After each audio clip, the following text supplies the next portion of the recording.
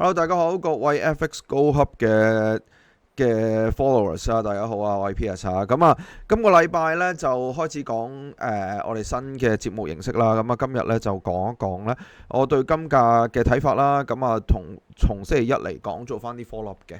喺呢個幾個交易日裏邊呢，其實我哋星期一做完節目啦，星期一呢，其實當時金價呢就係3400蚊啦，跟住之後呢，翌日呢，琴日呢就跌到落去呢3308蚊啦，以期金計價跟住呢就反彈到而家現水平3342嘅。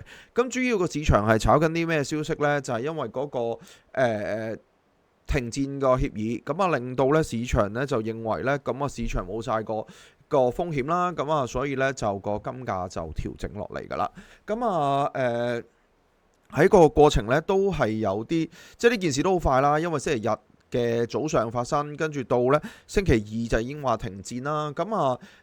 基本上咧市場上邊就已經唔再擔心噶啦，因為伊朗咧應該就毫無還擊之力啦，就俾人打咗瞓咗喺度啦。喺咁嘅background 之下咧，其實見到咧而家以色列咧其實咧我哋睇翻咧琴日嚟講咧，其實以色列同伊朗咧都仲有啲駁火嘅，都仲有啲炮彈飛嚟飛去啦，喺咁嘅背景嘅環境之下呢，就令到呢，即係你話係咪真係完全能夠好快咁停戰呢？我覺得呢就未必會㗎，一定會有啲反覆啦，有啲情況啦，但係呢，我相信慢慢呢，呢一個黃金呢，喺避險上面嗰個主題就唔係佢嘅主題㗎啦。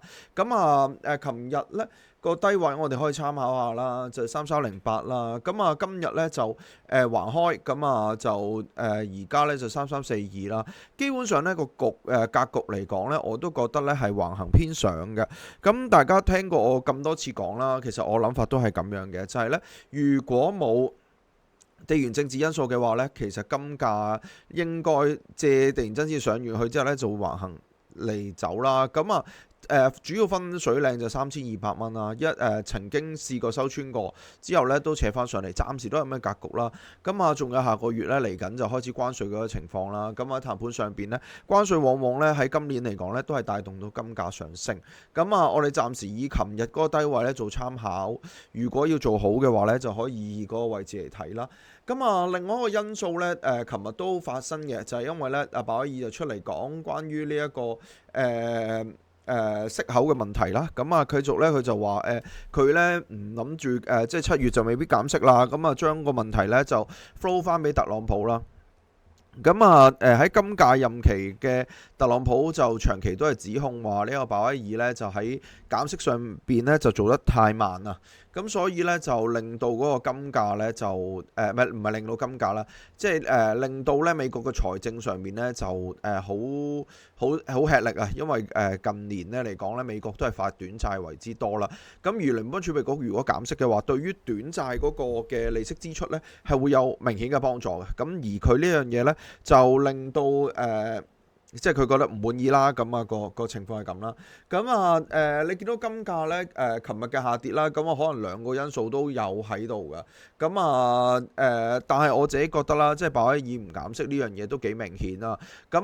即係從一個角度去睇啦，即係舊年點解減50點子，一減50點子，到之後呢一次都唔減咧，其實基本上嗰50點子咧，如果大家係長期有參與我啲講座，我都覺得啦，嗰50點子係拉票㗎，幫賀錦麗。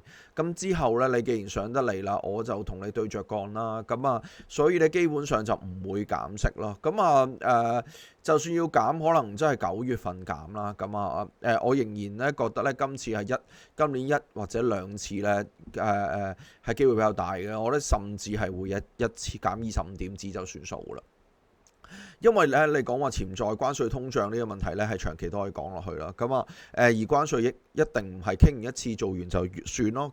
係會一個比較長啲嘅時間去發酵嘅。所以咧仍然嚟講咧，個金價咧就係睇呢一個近期低位啦。中線嚟講咧就3200蚊啦。暫時就冇乜太大變化嘅。今日講住咁多先啦。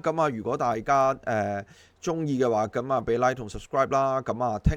星期五咧就 Perry 就會同大家 update 下外匯嗰邊嘅睇法啦。講住咁多先，多謝大家，拜拜。